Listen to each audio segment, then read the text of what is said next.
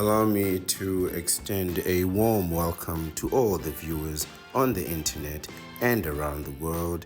It is sunrise on YouTube, morning on Facebook, noon on Twitter, midday on Threads, afternoon on Twitch, sunset on Instagram, and evening on Rumble. I am your host, the Ancient One, the Bachelor Supreme, the Phantom Menace, he who remains, and the master of the deceptive arts. We are broadcasting live directly from the sanctum of solitude and the citadel at the end of time.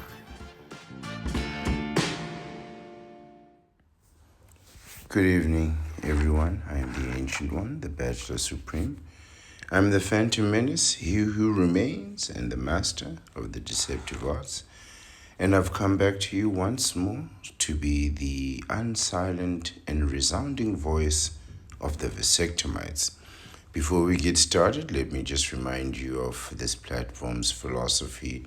If you're a man out there wondering what the next move of your life and your existence should be, I suggest you go to a fertility clinic and freeze your sperm and then go straight to your urologist and get a vasectomy.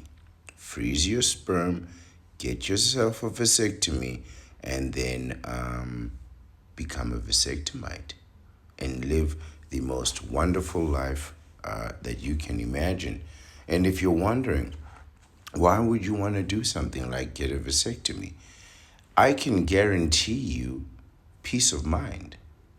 If you get a vasectomy and freeze your sperm, start by freezing your sperm and then getting the vasectomy. It's a much more sound way. But if you freeze your sperm and get that vasectomy, I guarantee you peace of mind. I guarantee you peace of mind. And if that means something to you, then I suggest you think about that vasectomy deeply and you meditate on that. But let's talk about today's topic. And what I really wanted to do was talk about the issue of time. And yes, we can all clearly see that the topic on the screen very clearly says and demonstrates self-love, which is what we're all about. But by now, you must come to realize, as I have, that things never exist really in isolation, and neither do you. So effectively, what I'm trying to say is that everything leads on to each other and meshes into each other, one thing leads to another, and that same thing comes from something else. And that transition is not just an indication of how interconnected we are as a species to our world as well as to other species, but also it demonstrates the general passing of time. And as the time for those people who made us and came before us and paved the way for us, right? As the time will pass for them, so too our time will pass, and our time particularly in this world. But this isn't really the kind of conversation that I want to have about time. It's not about the ending, right? It's really about accepting certain limitations of time, right? And I have come to also accept and acknowledge that even though the lifespan of the Ancient One is around 100 years, which is a tremendous amount of time, and I would be blessed to have a little bit more. It is still a limited and finite amount of time, right? This is not a forever period. But also, thinking back to the topic that we discussed about immortality and living, beyond one's time. I wonder, would it even be worth it to have those extra years? I mean, once you hit 100 years old, you've done all that you can do, in terms of having youthful energy, having grown into maturity, having lived through what they call your peak life, having your midlife crisis, growing old, retiring, living a retired life. Hopefully, you have a fruitful and successful retirement, right? But as you do all that, you get older, and the time that you have to do certain things passes. So, like, it's not just like even a phase, or even like you're aging out. Just the desire to do those things, it just passes you by. Like one of those things is, while you may desire a nightlife, right? So you might want to go out in the evenings, you might want to go to nice restaurants and theaters and watch shows and performances and musicals and that kinds of thing. You don't really desire the nightclub environment, right? So the long, stinky bathrooms, the loud, thumping music, the illicit substances, all that, that all has its place. That all has its place. I'm not being judgmental. I've been there myself, nightclubs and whatnot. But the desire sort of goes away with maturity, which indicates that you do have a certain limited amount of time, even to desire those things, right? And in truth, we all have a limited amount of time, to our lives, to this world, and also to do the things that we want to do, right? So I think a lot of people misunderstand, the proverb of living your life the way that we want to, right? So it's one thing to have, you know, a a long life, but it's another to have the life that you want, or to live the life that you really want to. For a lot of people, when you ask them what kind of life that they want to live, what they will really describe is the life of a child whose parents are rich and they pay for everything. So effectively, even if they say, "Oh, I want to marry a rich person, I want to have a rich wife, I want to have a rich husband," whatever it is you want, effectively what you're looking for is somebody who is going to fund your existence while you continue to do nonsense, right? This is what, when you ask people what kind of life do they want, what they'll describe is a life where they have unlimited amount of money, where they don't really do a lot of work. So instead of working 6 days a week, they may be working 3 days a week, that kind of thing. They get to travel, stay in hotels, eat delicious food but never get fat. They never work out but never gain any weight. They never work but they always have money to pay for whatever they want. They want to use credit cards but have no debt. It's not just a delusion. It's frustrating, and it's a contradiction, right? But but when you say to people, what kind of life do you want to live? To them, what they think about is, what type of results do you want to have, right? And saying that, you have a limited amount of time to live the life that you really want, this is not an indication that you can have, or that you even will have the results, that you dream about, the results that you want, and the outcomes that you desire. right? I mean, competitively and professionally. You might not even do the job that you trained for or that you wanted to do. Growing up, you may not live that dream job. Professionally and competitively, this might be true, right? So, for instance, you may want to have been a writer, and you may be a prolific writer, right? But you may never write anything at all. In fact, what may happen is that you may work for a publication or an institution that wants you to train other writers, right? Or you might end up working in a publication where you edit the writing of other people who may not be as talented as you are.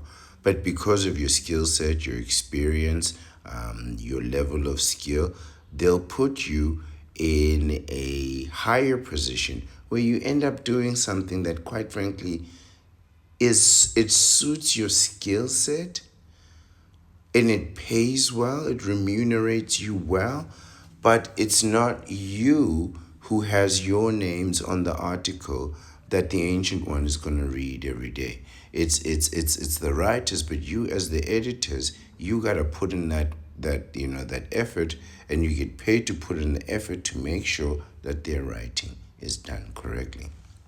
And this is something that I think people struggle a lot with in terms of achieving what you want professionally, right?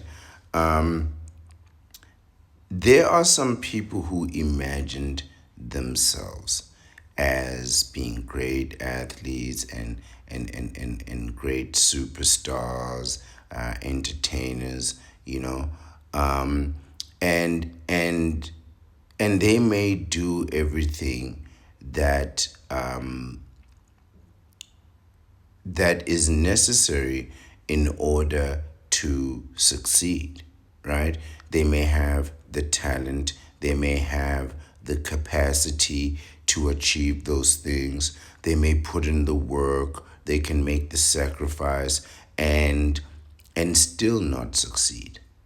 Right? You can do all that and still fail, right? And understand that success is not a guaranteed. The outcome is never a guarantee. You might be the best performing person on the day and just find out that the person that they actually wanted just had a bad day, but overall he's actually a better performer or a better athlete than you. So you might want to do this and achieve nothing but failure, right? However, regardless of your lofty ambitions, which quite frankly I don't share. I don't share the desire for athleticism. I don't share the desire for stage presence and fame, right? I just don't understand the appeal. Myself, I just wanted the money, right?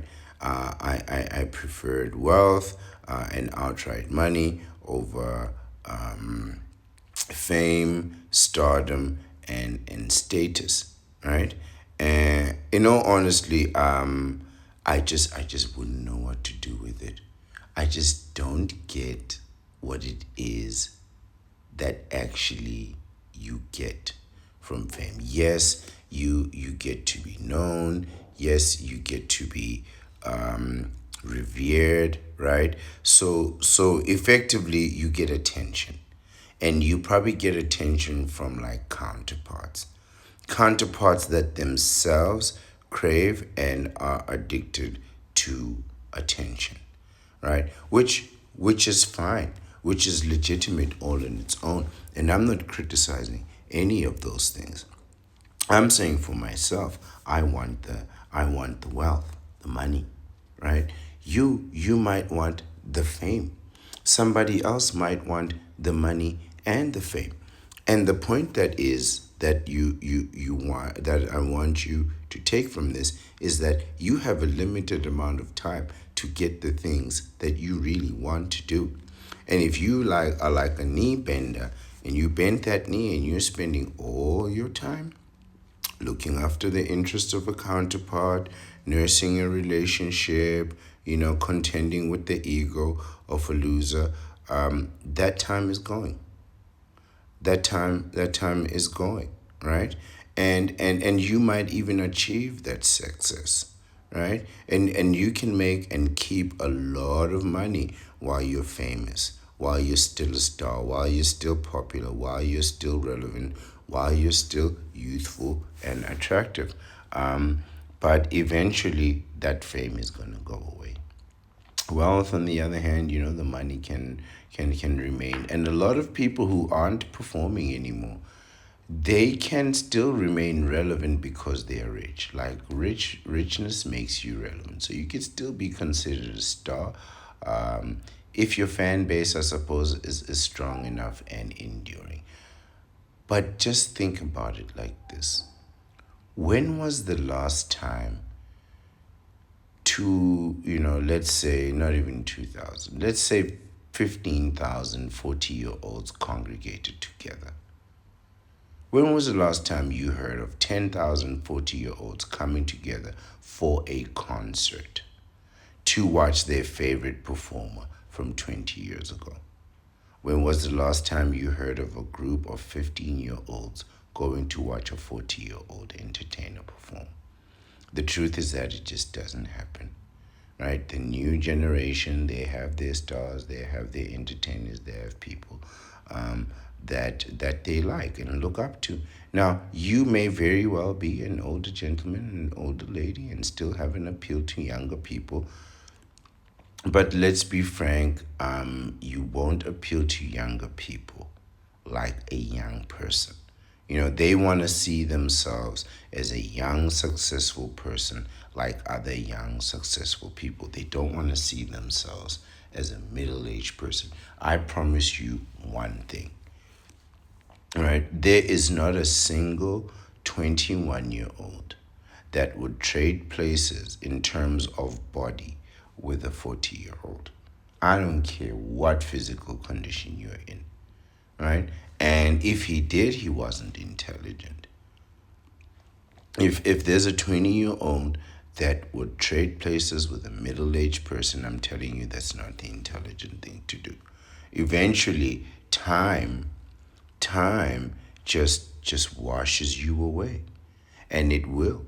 And not only will it wash you away, it will wash away the opportunities, it'll wash away your desires for doing those things, and it'll wash away your capacity to do them, right?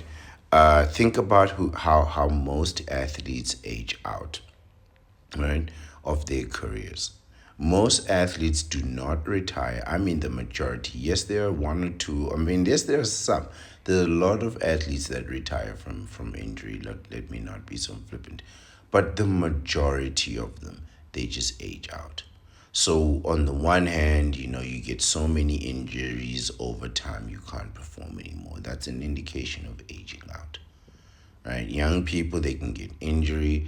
21-year-old who's, in his second or third year in a sports franchise, he's got 12 years of that career left. He can take an injury, man. He can take 3 months out, you know?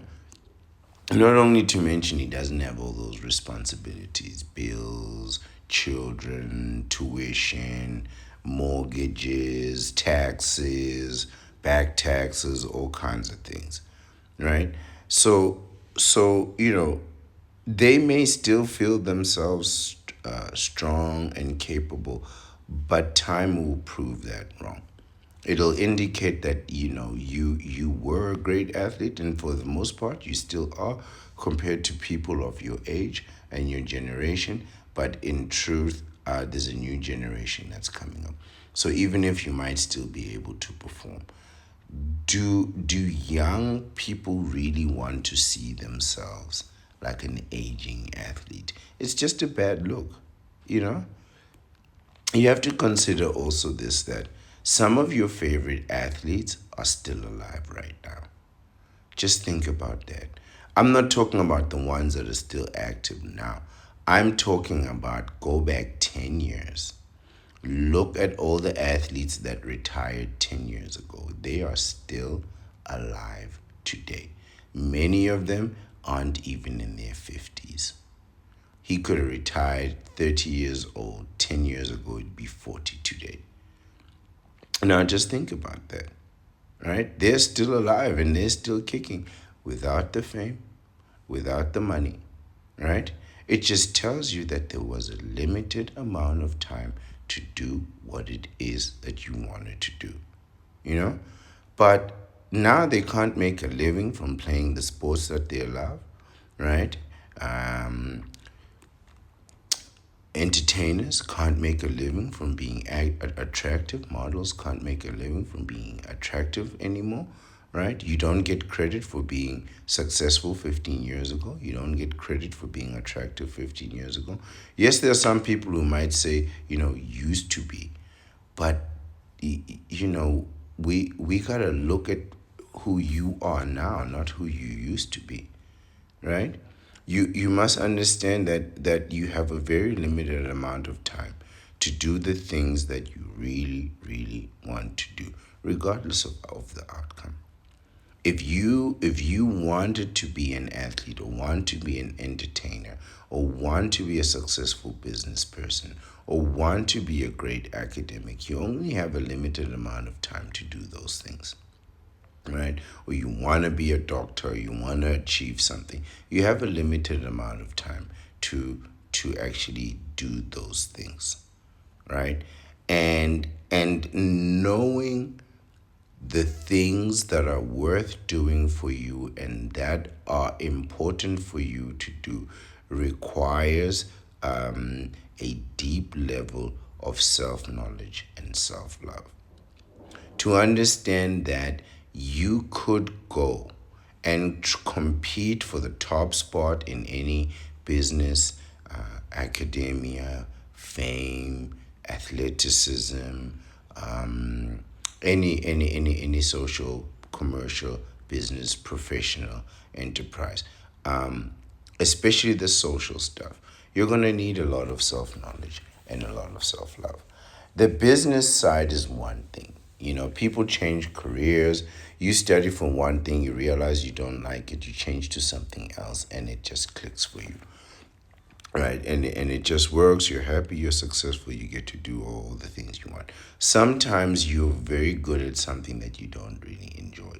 You're just good at it. And being good at something makes you enjoy it, right? It's not so much the doing the thing that you love, it's the fact that doing it, you're good at it, you're better than others, and you just do that, right? But socially outside of work, because that's really where life is lived. You know, I generally will say that you get 16 hours a day. 8 of that is spent sleeping, when in truth, you actually get 8. Now I'm cutting it down even further. In truth, you only get about 8 hours of your own time. Work time, even if you work for yourself, we have to break it down into 8 hours. You have to have 8 hours of sleep, a minimum of 8 hours of work, and then you get 8 hours to yourself. In that 8 hours, that's the amount of or that's the time that you get to do the things that you really want to do, the things that make life really worth doing or worth living.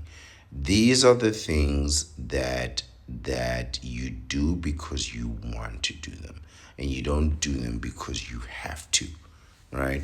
These are the things that you do because you know yourself, right?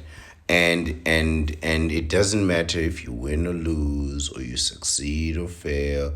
Usually doing the things that you want to do comes with little regret, but sometimes you might do the thing that you want to do and feel regretful.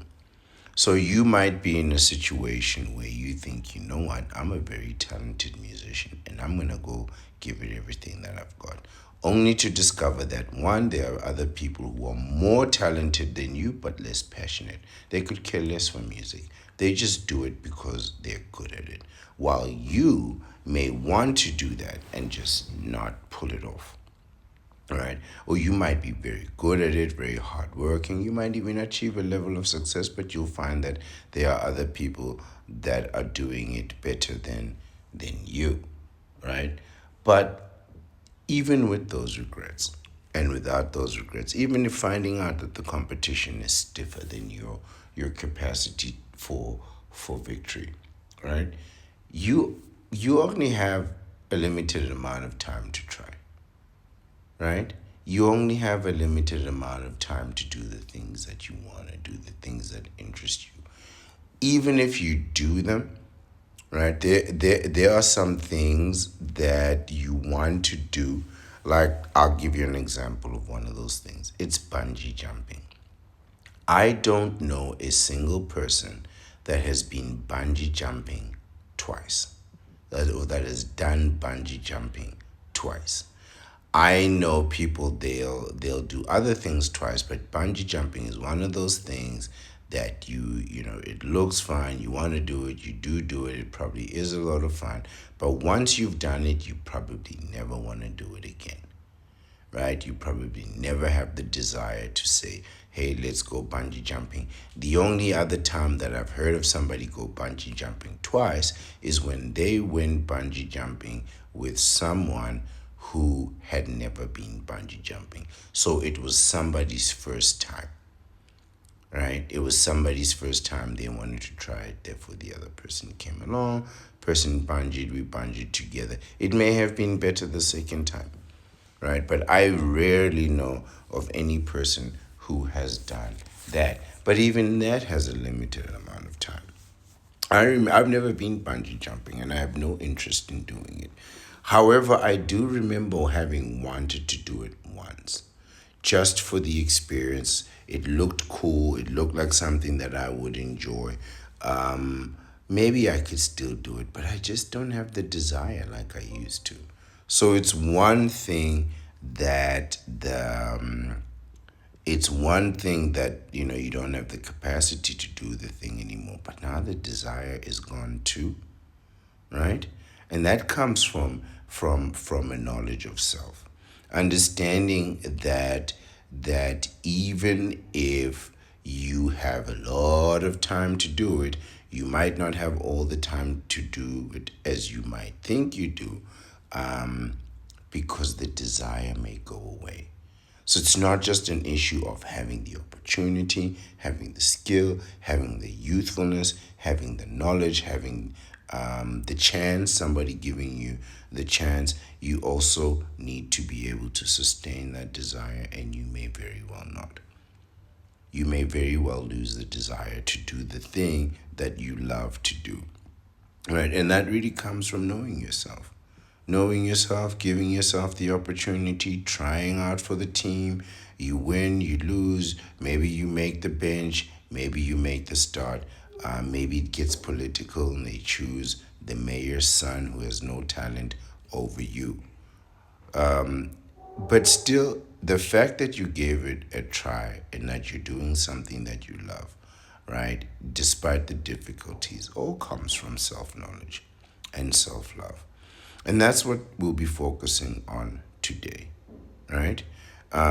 We will be talking about what is the self, right? And we will focus on self love, right? Which is an expression of self adoration and self appreciation. And what we're going to do is look at some expressions of the self. Now, knee benders and counterparts will never understand the desire for knowledge of self, the desire to live in and through and for oneself. All right? And they will never understand this because they live through and for each other and other people along with themselves. They either they want to act in a way that induces a response from someone, or they are responding to an action that somebody has induced in them. This is really how they live. So they may want to either make somebody that they care about happy, right? So they'll do certain things that they want to, get that reaction from somebody else, or they may do something to make somebody sad and unhappy, right?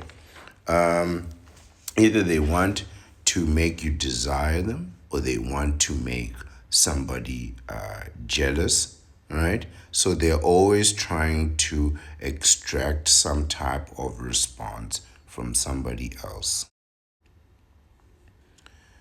Even the stardom and the success that they crave is not just to satisfy their own desires or advance their own philosophy.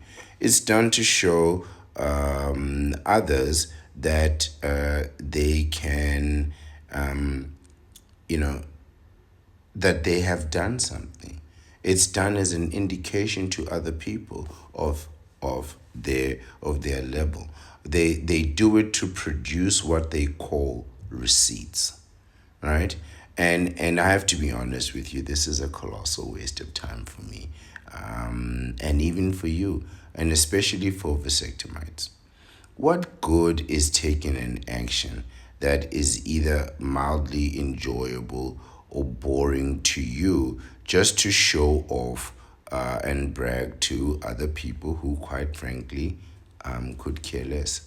I think if you've created a competition around that kind of situation, living a lifestyle, that's fair. You might just want to win the competition, thereby defeating your enemies, right? But it becomes ridiculous when you have to now, use your credit card, and now you have to pay interest on a pizza. Now you have to pay interest on riding a jet ski or a quad bike somewhere. Does that make it any sense? I mean, those jet skis better be amazing for them to charge interest on you. That pizza better be delicious. It better be amazing. You better love that pizza. But in truth, I understand we do live in a social media world, right? And I suppose you might wonder what else are you gonna do with all these moments, these memories, these photos, these videos that you've captured, this content that you've created and gathered over this very expensive week. And to be honest with you, I don't really know. I don't really know what you're gonna do with all that content, and quite frankly, I don't really care. What concerns me is the motive, you know and I think what should concern you is, why do you want to expose yourself and your actions and your deeds, right? Sure, I'm sure you just want the admiration of other people. You want to produce the receipts, but I suppose, if this is what brings you joy, sure, be it. So be it. So be it. This is what brings you joy, so be it. But you have to ask yourself, why are you doing this? Are you doing it for attention, for envy? Are you doing it to cultivate jealousy from other people, which are all good and fair? I don't have a problem with any of that. But now, how do you sustain that? How do you keep inducing jealousy out of people? You're gonna have to keep doing expensive things that are breaking your budget, paying interest on meaningless items like jet skis you don't own, and pizzas that you didn't even finish, right? And by the way, why would you want to finish a pizza? You should be having like one slice. The most amount of pizza you should be eating is one slice, and now you're eating tons of pizza every day.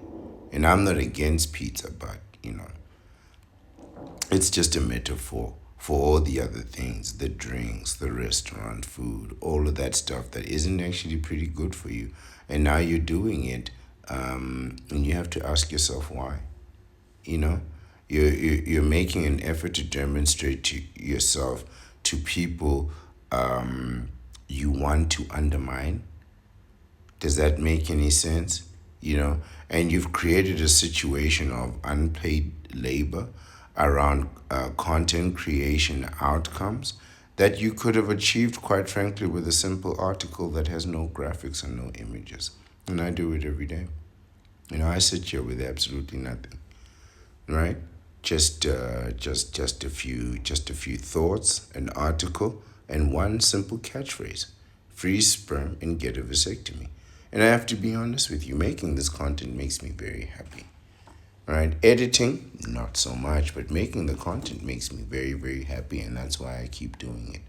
And I wonder why you keep doing what you're doing. Does it make you happy? Do you really get the satisfaction?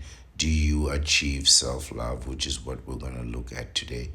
You know, we're going to look at a few words that begin and originate with the self, and they are compound words, so they are attached to other words that help to define the self, and tell you, what it means to appreciate and love and believe in yourself and be confident in yourself. Right? But ask yourself, why are you doing the things that you do? You only have a limited amount of time to live the life that you want to. Even if you live to be 100 years old, most of your capacity is going to be burnt out by 60. Companies know this, that's why they let you retire at 60. They don't care how long you live after that. They want you in your most fruitful and your most beneficial years.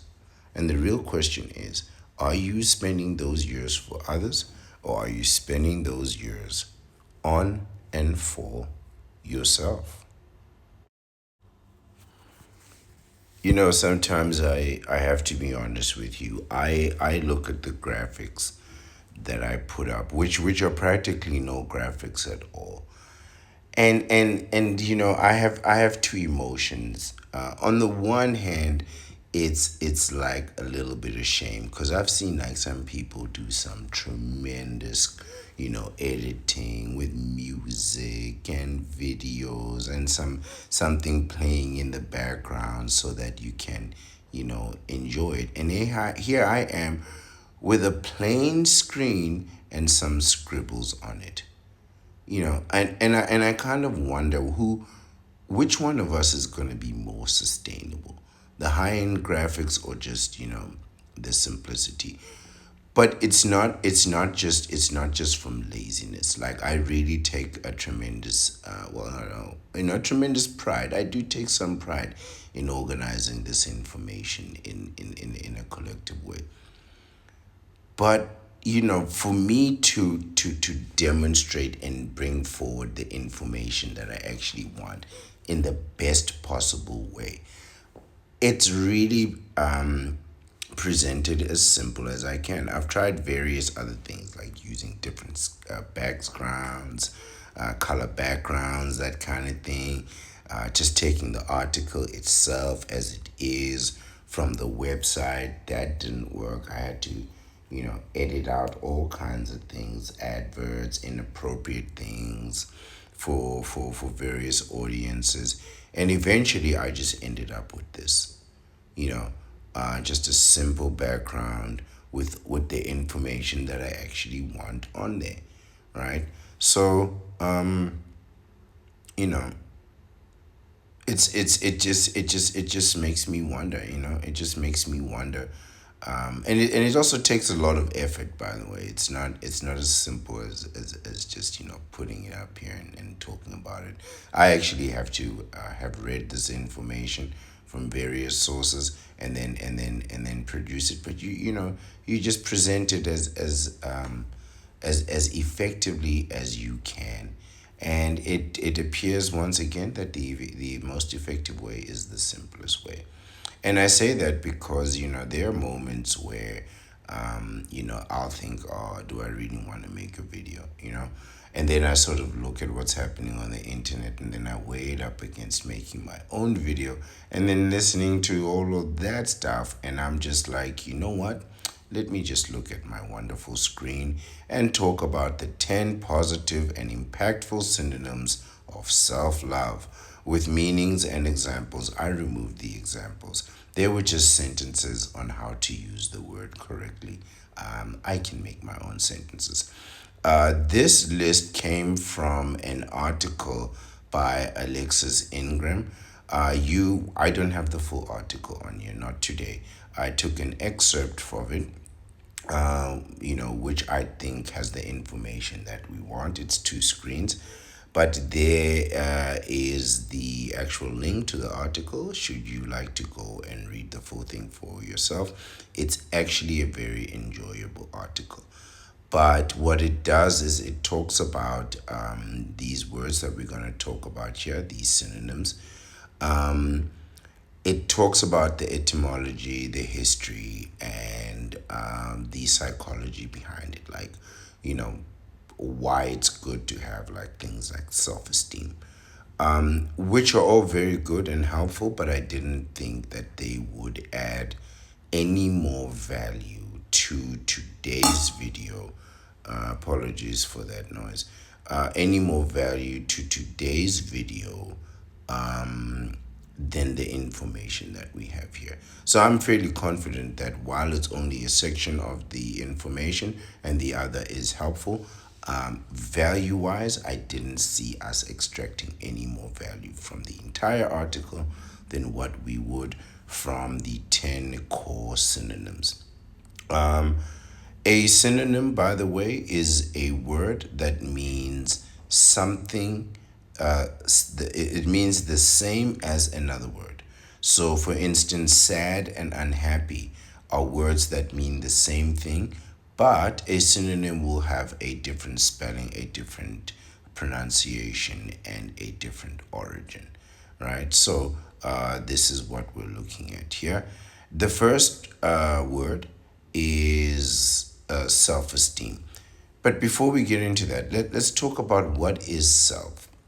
The self is one's own person, right? Who you are and how you view yourself introspectively inside, right?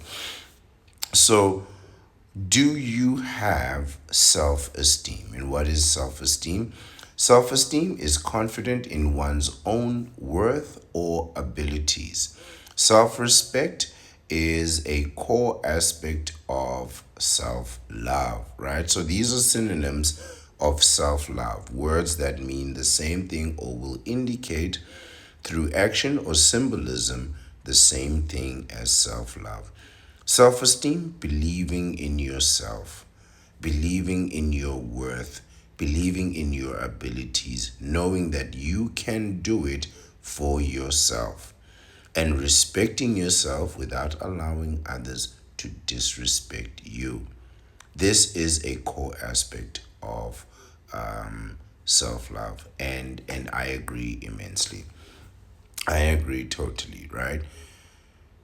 Let me tell you something. No one is going to achieve success for you, at least not the way that you anticipated. So even if you have like a parent who loves you and gives you money, they'll only give you a fraction of what they have. They'll never give you all of their money, right? They'll just give you a fraction of what of what they think your value is or what they think you should be able to live on. For some people, this could be a tremendous amount of money, and this could be true. For others, it may not be. But either way, man, you just don't want to be standing and putting your financial faith in the hands of other people when you yourself could try. Try, win, lose. This happens to everyone, right? But eventually you're gonna find your place. You're gonna be able to do what you need to do, and you're gonna achieve your goals. Even if you gotta pivot, even if you gotta sidestep, even if you gotta make changes. But that comes from believing in yourself first, right? The confidence to try comes from believing in yourself, having confidence in your own worth, knowing that you're worth 1 million, you're worth 100 billion, I beg your pardon, 100 million, 1 billion, and so forth, and that you believe in your abilities to achieve that, right? Now, it helps if you are saving. It helps if you're growing your your bank balance along with that.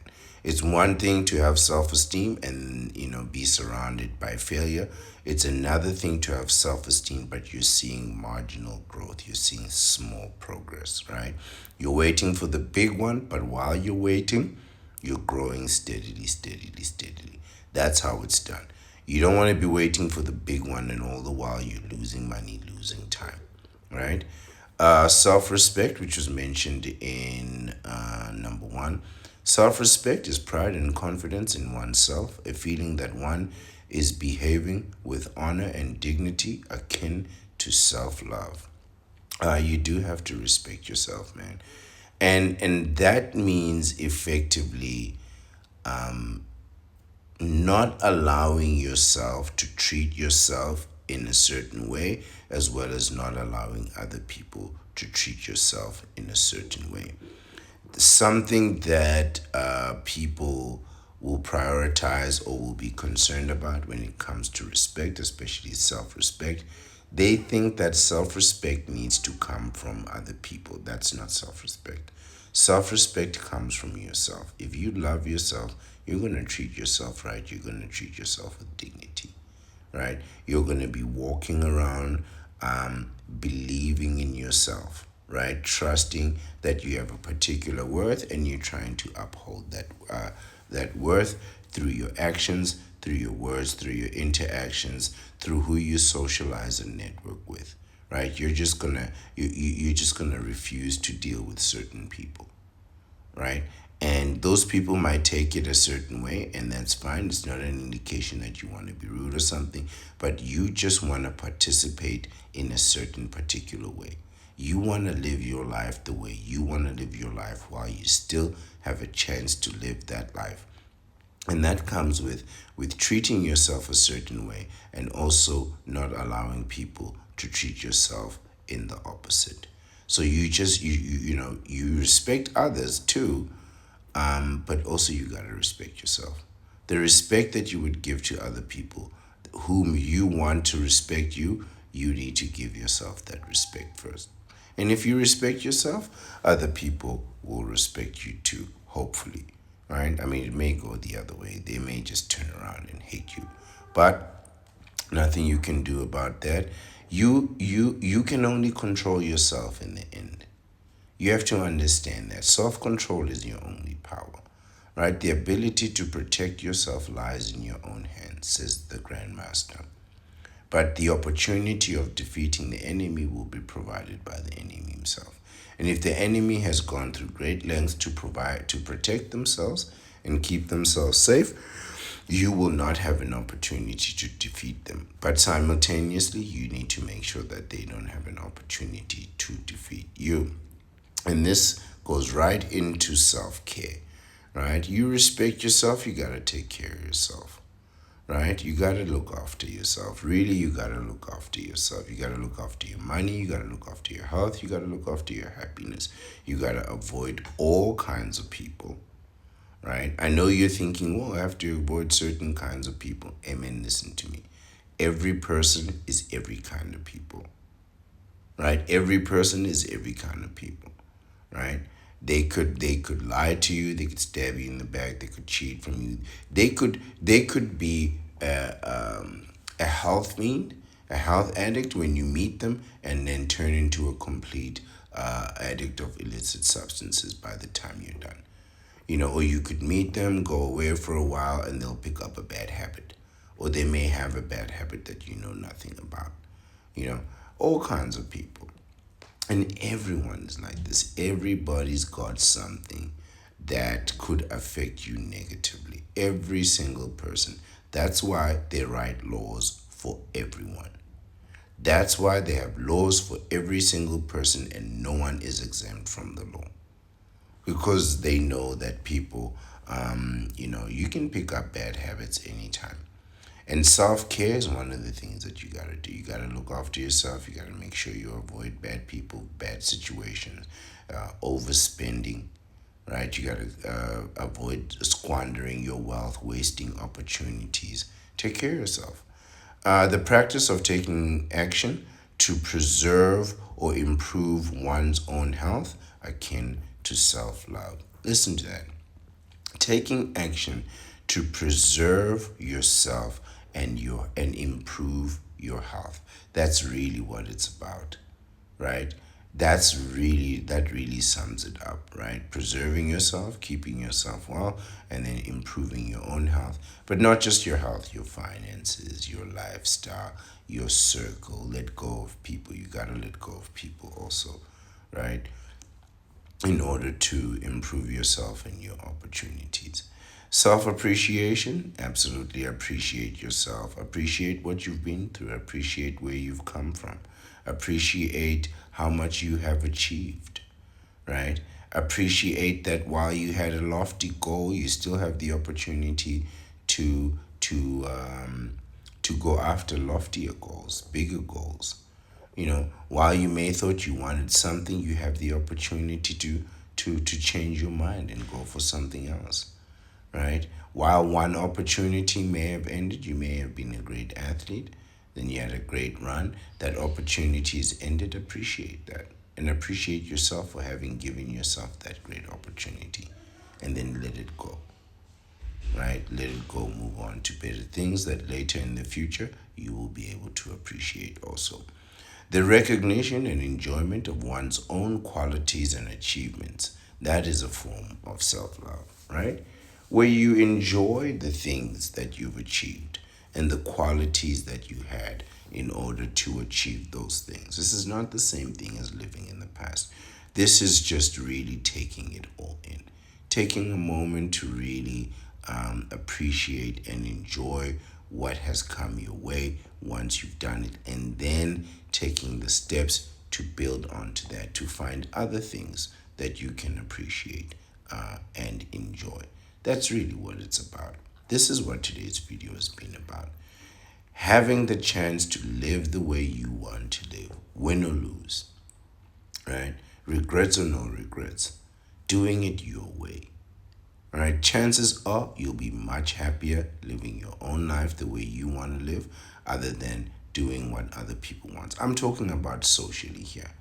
I'm not talking about work. You need to get to work. I don't care how happy you are at work. Work is work, right? You shouldn't be happy at work. You should be productive. Doesn't matter even if you love the job. You still need to be productive at it, right? But you need to have appreciated the opportunities that you were able to take advantage of and the things that you were able to do, right? And then move on to want bigger, better things for yourself, right? Understand that the passage of time will happen to all of us. And again, it's not really just about oh, I could have been this. Even the people that did do that, that moment passes. Even the people that lived your dream, that moment passes and that dream goes away. So you gotta appreciate that dream while you have it, and you gotta appreciate it even after it's gone. Self compassion. I should have made a space there between self and number five. Number five is self compassion, being kind and understanding to oneself in instances of pain or failure, akin also to self love. I have to be honest that sometimes I might suffer a little bit with self love. Not to say that I don't love myself. You know that I love myself better than anyone. But because I've lived the bachelor life for so very long, I've come to I've passed a level of just being self reliant and self dependent, right? It wasn't always like that, but yes, I came to that point, and then I surpassed that point where I know I'm self reliant on everything. So being that way means I have to be self motivating. Every day I gotta be the one to wake myself up. There's not gonna be somebody on the side of my bed shaking me saying, "Wake up, babe, you're gonna be late." Right? To remind me, oh, I have to do this not just for myself, but for also for other people that need me. No. You have to do everything for yourself. And as such, and I've always said this, and I'll put this as part of self-respect. You have to have certain standards that you uphold for yourself, for your work, for your social life, for everything. Holding up standards doesn't just make things it makes things more difficult, but it also makes things more easier, right? So when it comes to things like decision making, when you see something that is inferior, even if it's better priced, you'll be able to say no to that thing. You'll be able to say, "No, look, um, I'll give you an example. I bought a device from the fruit company, from the fruit electronic company, right? And that device came with an extra attachment. Now, the fruit electronic company attachment is almost triple the price of the one that was on offer on special. So it wasn't just a similar product. It was cut down, it was put on special, and it was contrasted with the fruit company electronics, whatever the device was. But knowing that there was a certain amount of compatibility that the fruit company device has with its fruit company device counterpart, that this other one would not be able to have. Yes, you could match it. Yes, you could use it together, but it wouldn't be a perfect, seamless, multi-layered, multifaceted, nuanced tool. It wouldn't be a tool for art, it would just be a tool for productivity. Whereas the other one from the fruit company, electronics, is both a tool for productivity, but also for a certain level of artistic expression. I'm not a very artistic person, but I have my moments of inspiration, and when those moments hit me, I like to have the correct outlet. And I also like using the best possible devices in the best possible way.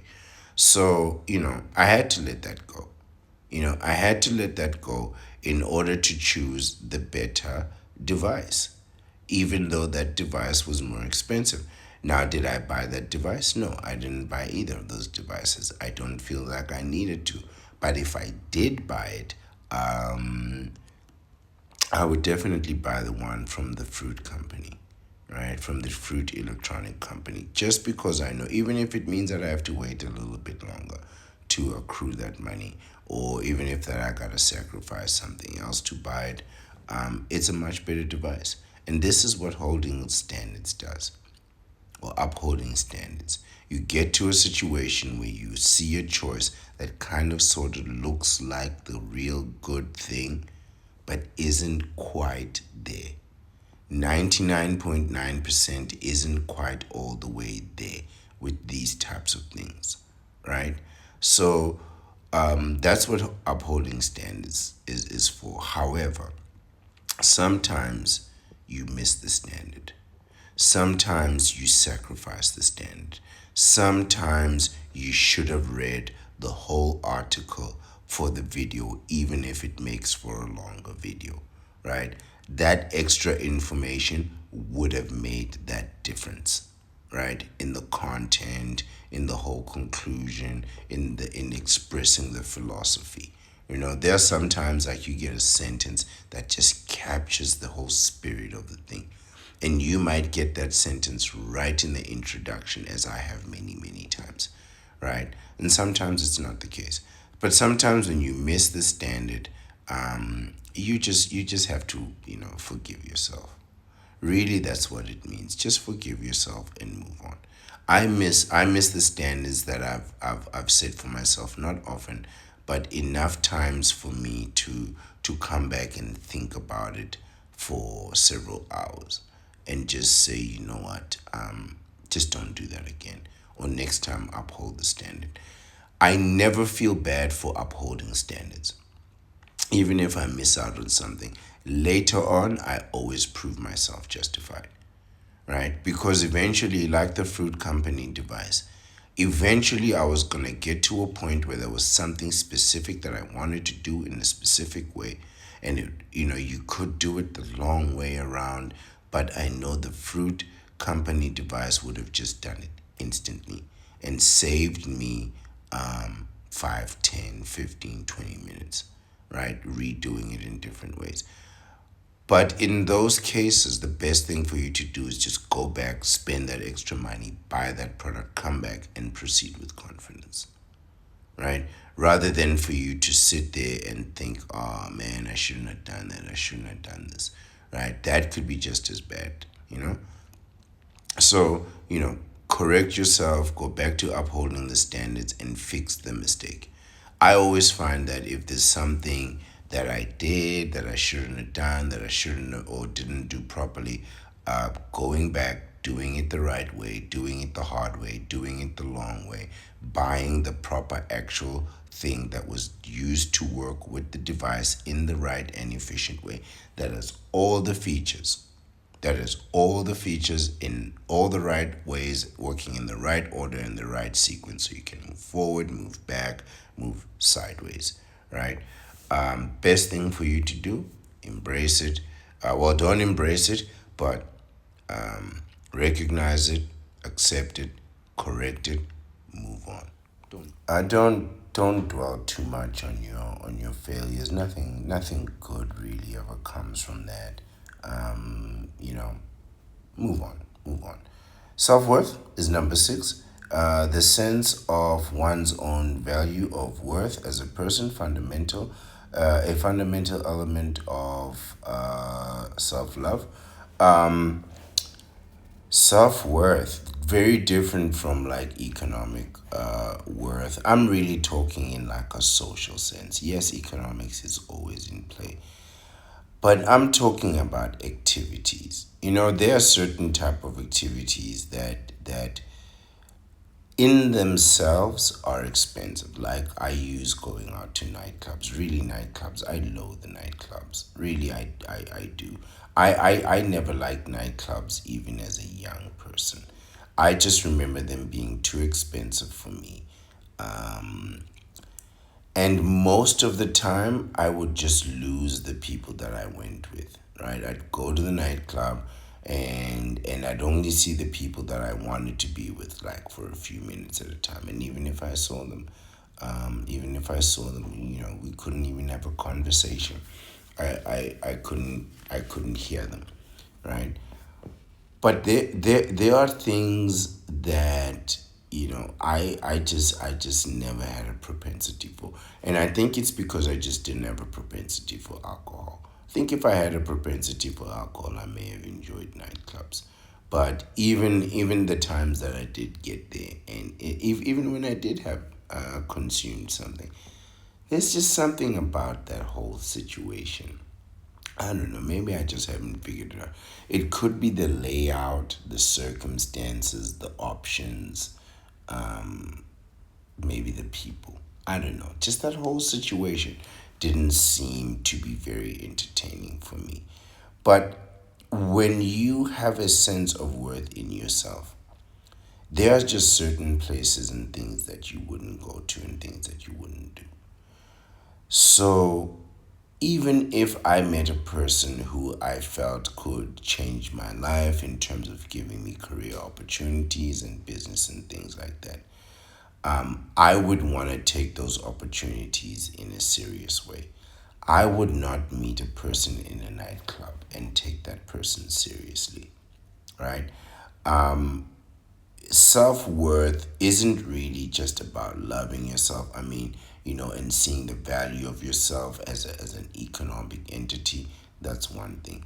It's really just about being in a situation where you're with somebody who you believe could change your circumstances in a meaningful way, but that person is indulging in destructive behavior. Doesn't matter how successful they are. Doesn't matter how rich they are or how connected they are. If they're an alcoholic, they're going to destroy all of that. If they're addicted to illicit substances and spend their times with unscrupulous characters, it's only a matter of time before all of that collapses anyway. Whatever opportunity that you take from people like that, you're going to end up regretting it. Especially if you gave up a good opportunity to be with that person, right? Just think about the type of character that you're going to be with, right? There's certain media moguls who have the capacity to change people's lives. But in order for you to participate with that person, you have to indulge with sinister, intimate acts with other people other than the person. So he's gonna sit there and watch you do sinister things, record you, and then promise you, I'm gonna give you a career. I don't know about all that, man. That doesn't sound, I mean, you could have a career way more successful than anything that person could offer you without doing any of that, just by doing the work. And even after you did that, you still have to put in that tremendous amount of work and still not get the results. That's what I'm talking about, knowing your self worth. Man, I put my faith in my degree. Like I'm telling you, there are people who put their faith in all kinds of other things. I put my faith in my degree. I was like, whatever opportunity another man can give me, another woman can give me, another counterpart, another knee bender can give me, I can get that same opportunity by being qualified, experienced, and educated. The first thing I did was get a degree. I was like, even if I never used it, I want to walk into a room and measure whoever is measuring me. I have to measure them against my own competence while they measure me based on their own criteria. And I'm going to tell you something.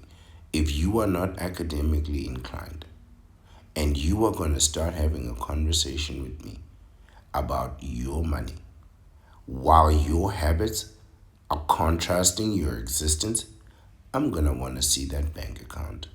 The first thing I want before I take advice from any person. First, I want to see your bank account. Secondly, I want to know your academic qualifications. Third, I want to know about your work experience. And these are not the type of conversations that we're going to be having in a nightclub establishment where you can't hear me and I can't hear you.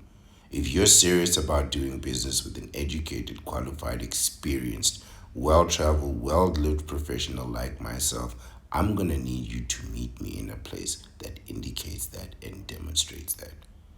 If you are drunk and slurring your words and trying to convince me to apply my skills in your enterprise, I'm going to stand up and walk away. I promise you, I don't care who you are. You will have to justify your lack of professionalism. And if you're an alcoholic, chances are people already know that. And serious people are not going to want to take the risk of doing business with somebody who, quite frankly, has no self control. This is self worth. This is what I mean by self worth. Knowing what you will and will not do for who and who you will not do it for. You could be the richest man in the world, but if you're an alcoholic, if you are a functioning alcoholic, we have a problem. We have a serious, serious problem because I'm functioning without that. I'm sober all the time, all the time. And it's not because I don't like the alcohol, it just doesn't agree with me. So you're just going to have to deal with a person who not only doesn't care about alcohol, doesn't want it, doesn't crave it, doesn't need it, and when they do take it, it makes them sick. So, you know, if you're drunk, slurring your words, grabbing people, talking, calling women out of their names, chances are I'm just going to record that and use that for legal evidence at a chance of my choosing to destroy you and eliminate you. But me taking orders from you while you're slurring your words, telling me that I need to be intimate in order for you to believe that I can apply my skills. Imagine being told that you need to be intimate with someone in order for them to think or believe that you can draft a legal report or a business contract. What an insult to my intelligence. And you want to sit there and watch me while you pleasure yourself. What an insult to my intelligence. You would never hear from me again. I would just simply take my degree to the next highest bidder. That's all I would do. That's all I would do. And the next person would offer me the same thing. And if I'm not making what you're offering now, I will in a few years anyway. But I'm not doing that funny stuff. That's self worth, man. And there are some people who would. You know what I mean? There are some people who would be either the person doing the action or watching the action. I'm not going to be either of those people, man. That's pathetic. I don't have time for all that. I'm going to tell you right now, that is pathetic on all levels. Self acceptance. That's what I'm all about. I accept everything about myself, right? The act of recognizing one's abilities and limitations without judgment, a key aspect of self love. You know, I get that I'm like a complete textbook narcissist. You don't have to tell me that about myself. I know it. All these things appeal to me, right? In like a fundamental a way, like down to my core, right? So all these things are gonna appeal to me, but self acceptance is something that I've never struggled with. I've always been very good, even if I've gained weight sometimes, lost weight sometimes, made mistakes sometimes. I've always accepted myself for who I am, good or bad. Right. Now, there have been instances where I've been concerned if that I'll be with somebody else and they may or may not accept certain things, and we'll see what the consequences of those are. And it's really the consequences of not being accepted by other people that concern me, right? Like I might do something where other people might deem that as concerning or worthy of other types of unexpected responses that I may not anticipate. But I I recognize my abilities and my limitations, and I just work with what I have. Right? Really, there's nothing you can do. You can't change anything about yourself. I mean, you can improve yourself, get fitter, get wiser, get wealthier, and so on, but you're not going to get taller. You're only going to get fatter or thinner. Right? So you just need to accept yourself for who you really are. Right? But you don't have to accept other people. You don't have to accept anybody else for who they really are, right? Especially if you don't like what they're doing or their behavior. You can just leave people behind. If you love yourself enough and you get that vasectomy, you gotta get that vasectomy, by the way. Like, getting a vasectomy was for me the single greatest act of self love that I think I could have performed for myself over and above my degree, my education, my career, which I value so much, my work, which I'm not just good at, I enjoy, right? This new platform here, which I'm also starting to enjoy, right? All those things I enjoy, but I don't think that I'm very accepting of other people, and I don't think I have to be, right? This doesn't mean that I'm disrespectful of other people. I'm really not. I'm respectful to other people, not because I respect you, but because I don't want you to disrespect me or attack me. As a vasectomite, it's just me. It's just me, right? So you attack me, you're not gonna have an army coming back. It's just gonna be me, right? And if you think that's a simple fight, I'm telling you, you're making a mistake. It's not, right? I'm used to fighting as an of myself, whereas you are used to fighting in a group, right? And to defeat you, all I have to do is separate you from your group. It's really not that difficult or complicated. And to separate you from a group, all I have to do is just lie about you to the group. Somebody's gonna believe it. You only need one person to believe one part of the lie, and it's enough, right? But self acceptance, that's what really what I'm all about, right? You gotta accept yourself for who you are. You also have to see yourself for who you really are, so that you can act accordingly, so you can get the best out of yourself. Now, myself, I've always been athletically inclined as well as academically inclined, right? I was always very good at sports, which was one thing that was helpful in my social life. While I never, really imbibed or did any of those crazy things, or at least not too much, but because I had a physical presence, right, it made me socially more acceptable, right? But eventually I knew that I would not achieve any success from that, any meaningful success. So, while I still try to maintain, regular exercise and that kind of thing, my priority is always work, mental work, mental work, right? I'm always thinking, I'm always planning, I'm always strategizing. I always have to find ways to strengthen my mind, which is why readings become such an important part of who I am. I need to gain all the knowledge that I can. It's not just a matter of survival or performance, it's really a matter about improvement, right? And I needed to accept that about myself. I needed to accept that I needed to work on other things and improve those things better than the things that may have gotten me, a certain amount of acknowledgement. This is self acceptance. Knowing what you got to let go of and what you need to grab from within yourself in order for you to overcome those limitations. Don't judge them. Don't judge your limitations. Just overcome them. Self admiration, a feeling of admiring oneself, especially one's achievements and qualities, akin to self love. This could be seen as being like egotistical, which I don't have a problem with ego. I mean, if you love yourself, you're egotistical and all that.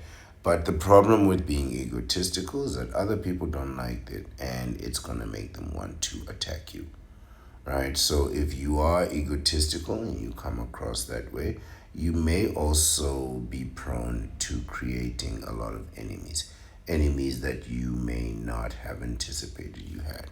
So, if you're going to admire yourself, best to do it in private, right?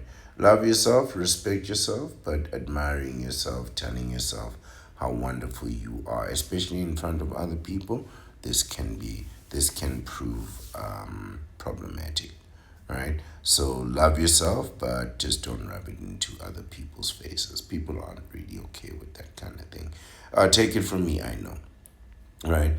People don't even want to see you walk around in a tailor-made suit, right? They don't want that, especially if they came outside.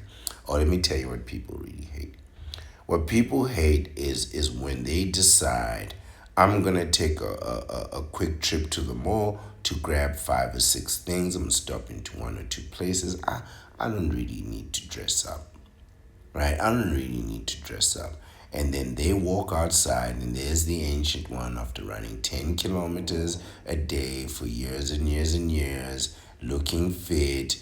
And so they hate that you look fit, but worse, you put on that tailor made suit, man.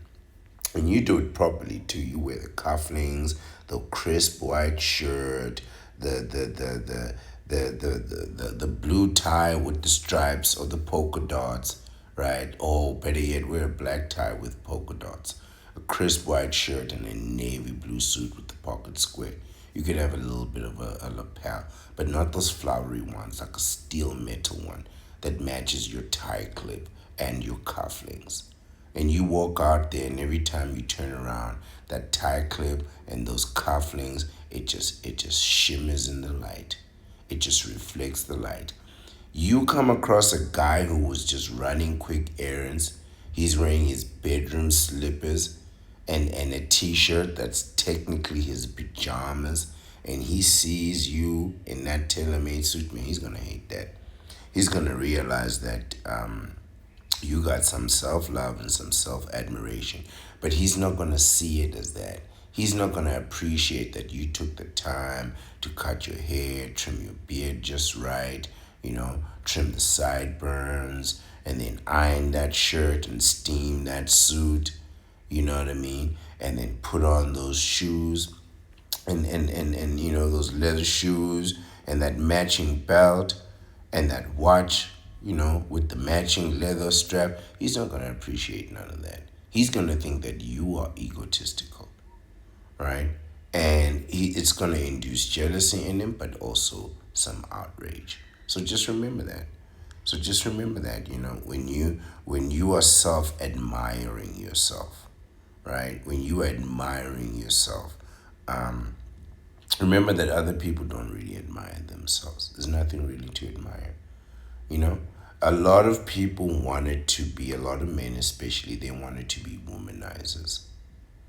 And they were. They got exactly what a womanizer gets: women, right? A man who wants money, he does business, he gets money. A womanizer wants women, he gets women.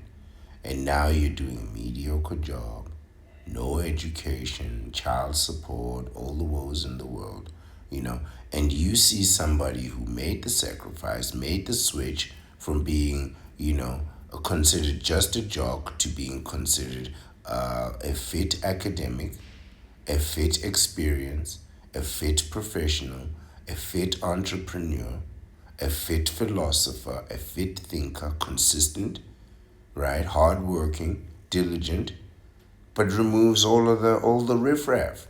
You know what I mean? Look at my display. Look at my display. Not a single frill on it. And I'm here just cooking and cooking and cooking with no ingredients. That's the kind of guy I am. That's how I do it. I want clarity. And I see clearly. And I see that you got that pot belly, those man boobs. You know what I mean? You got you got the thin legs but the big tummy. That tells me that you're not living right. There's no balance in your life. And when I see you, right, and you talk about how you used to get girls back in the day, but now you're a married man, it's an indication of failure. And seeing me, my tailor-made suit, my new car, just coming back from overseas, you know what I mean? Just getting massage from people that don't speak no English, right? That kind of thing. That's gonna upset you. You're gonna think I'm egotistical when I'm not. I'm just a vasectomite, and you could be too. If you freeze your sperm, get a vasectomy. You don't have to not admire yourself. Self regard is consideration of one's own well being and happiness. This is all me, by the way. A more introspective form of self love, looking into yourself, knowing thyself. Let me tell you something about knowing yourself.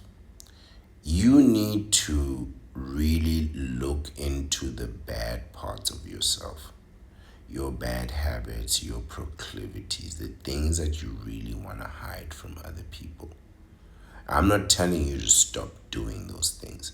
I'm telling you that those are the things that you need to protect the most. You need to know yourself, know what you drink, know what you eat, know what you are consuming, legal or illegal, illicit or healthy. Be specific. Be specific. If you like a certain product that is sold not from the pharmacy and you enjoy that product, you need to enjoy that product guilt free. However, you need to ensure that other people who don't enjoy that product don't ever find you enjoying that product or don't find out that you enjoy that product. You need to practice the deceptive arts, right? You need to know yourself. The things that make you happy may be things that other people want to use against you. I'm not saying you need to stop doing those things. I'm saying you need to stop doing those things in front of other people, especially people who you think like you. Because the minute they don't like you, then they got something to use against you. And if you are bonding over things, over activities, over items, I'm going to call these things items, right? If you are bonding with people over these items, you got to cut those people out. I'm not talking about cutting out the item, I'm talking about cutting out the people. Not a single beer in the history of humanity has ever hurt a man. I'm going to say this again. Not a single firearm in the single history of humanity has ever shot a man. It is the man who drinks the item. It is the man who shoots off the item and thereby causing the results. You need to know which items you have in your life that you want to keep. And you need to make sure that other people stay away from those items and they never find out about them. You listen to me very carefully. Know yourself. Know what you like and know what makes you happy and keep it away from other people. Now, you know very well I'm not talking about watching sports and your favorite team. I'm not talking about reading the Bible and singing hymns. I'm talking about the things that you don't want other people to know about that you enjoy. You need to make sure about those things.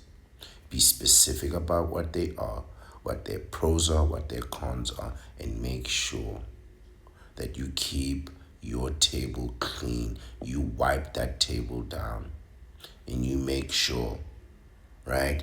Self regard, consideration for one's own well being and happiness, introspection. It's one thing to look inside of you and see, oh, the Ancient One talks about his education, his health, his work ethic. The Ancient One hasn't told you everything. And the Ancient One never will. I never will. There are things about me that I don't want you to ever find out.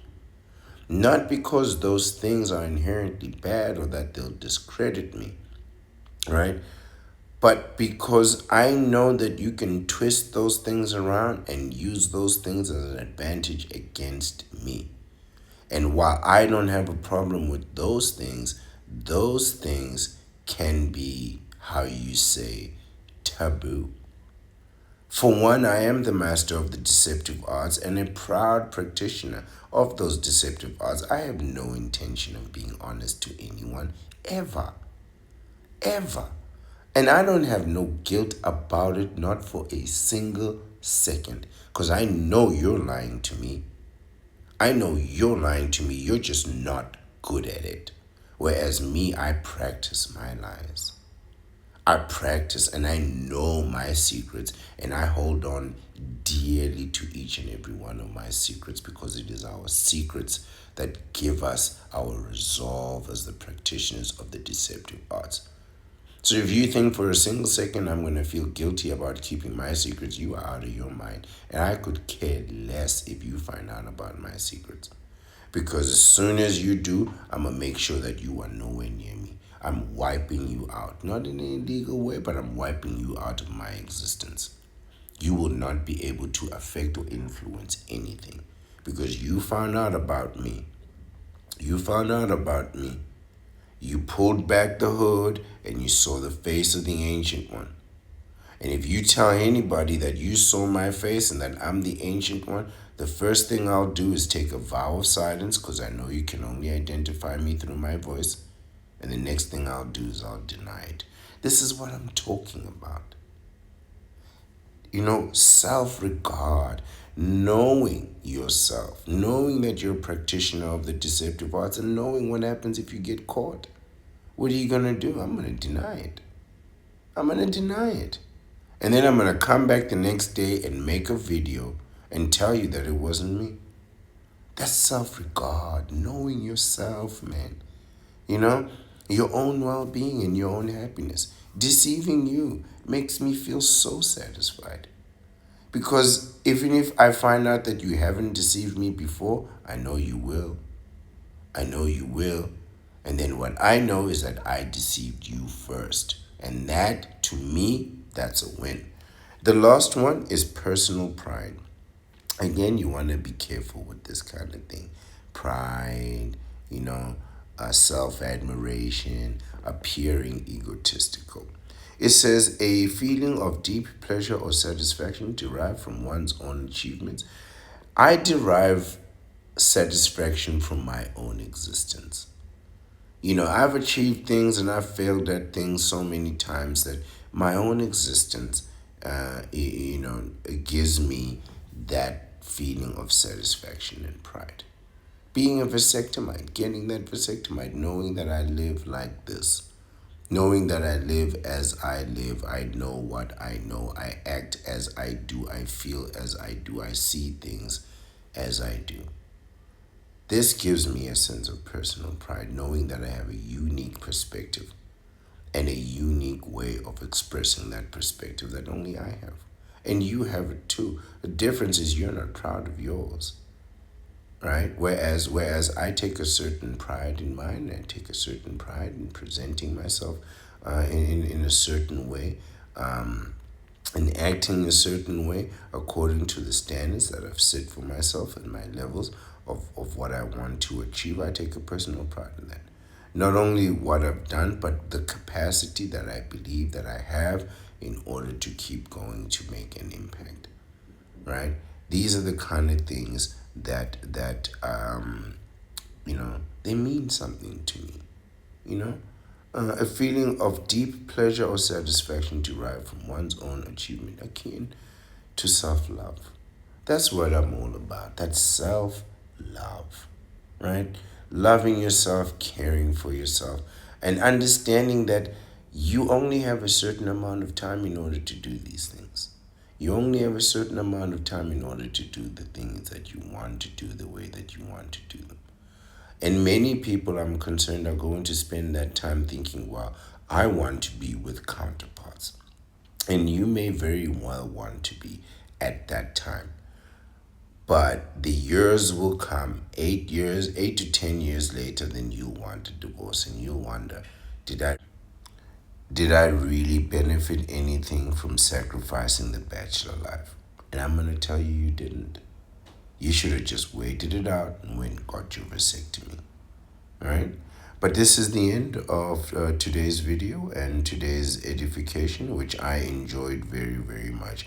I loved everything about these words and these definitions and these meanings, right? And these synonyms of self love. This is really, really what I'm all about, right? This is really what I'm all about. And I think you should be too. And I think the best thing you can do, the way to love yourself the most, is to protect yourself from everyone and everything, especially in these romance wars. Freeze your sperm, get yourself a vasectomy, and then that way you can always be sure that when you go out there, you are always acting in your self-interest. You're always acting in something that in a way that's in accordance with your self-worth and your self-value and your self-respect, right? And no matter what type of situation you are when you freeze your sperm and get a vasectomy, you're not going to wake up to the next day with the worst type of regret. No matter what you do, what shape you wake up in, you could wake up one morning 6 hours late for work, right? And then tell your boss you were in hospital. Complete lie. Now you gotta go get checked into the hospital because you lied. You could do that, right? And survive it. And survive it, and your boss knows you weren't in the hospital, by the way. Your boss told that same lie 20 years ago. You just don't know it. But it's better than waking up finding out that you're going to be a daddy in 9 months, finding out that yesterday was your last day of freedom, right? Finding out that all your options are not your own anymore. You don't need those kinds of problems. Just freeze your sperm. That way you have the options. Get a vasectomy. That way you cannot destroy your own life even by accident. Love yourself. Care for yourself. Know yourself. Respect yourself. Adore yourself. And take a personal pride in who you are. Look deep within yourself and ask yourself, do I want to be a father? Do I really want to be a father? Be selfish, man. Be selfish when you answer that question. Don't say you want to do the right thing. Say, do you want to be a father? And if the answer to that question is no, you need to accept that answer as the truth. Then you need to know, what am I going to do next? Once I've looked into myself and I know how I want to live and who I want to be, what is my next step? The next step is in solidifying your sense of self in something that is within you, within yourself, within your capacity for control. Something that is within you that you control and that you can't manipulate. And this is to freeze your sperm and get yourself that vasectomy. This is the end of the video. I am the Ancient One, the Bachelor Supreme. And again, I want to thank you for your time and your attention. I appreciate it. And I promise you, I always, always will. I would like to make a small request, if you are so inclined. Please like the video if you have enjoyed the content, right? Please go ahead and like that video. Please share this video with like-minded people, people who are interested in getting a vasectomy, people who you think would be interested in getting a vasectomy. Go ahead and share these videos and welcome, and welcome them into our conversation. And please leave a comment to remain part of that conversation. I'm small enough, I'm compact enough, and I'm efficient enough that I can read every comment. It's just me. So I will be paying close attention to everything that's going on over here. And I appreciate everybody that's watching. Right? I got a video with 5 views. It blew my mind. It blew my mind. I'm not even gonna act like I'm ungrateful.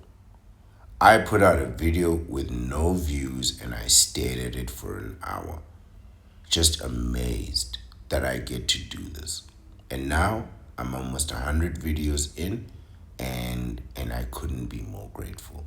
I couldn't be more grateful for the opportunity to discuss something that means so much to me and has changed my life in such a meaningful way. And I do believe I would not come here if I did not believe this was a complete and helpful and useful philosophy. And I ask you to think about it and consider it deeply. Freezing your sperm, 100 million, 200 million sperm, you can do that in a week. Freezing your sperm and then getting your vasectomy. It'll save you money, it'll save you time, it'll save you problems, it'll guarantee you peace of mind. I guarantee you peace of mind. Thank you again for your time and your attention, and I'd like to wish you a wonderful, wonderful day.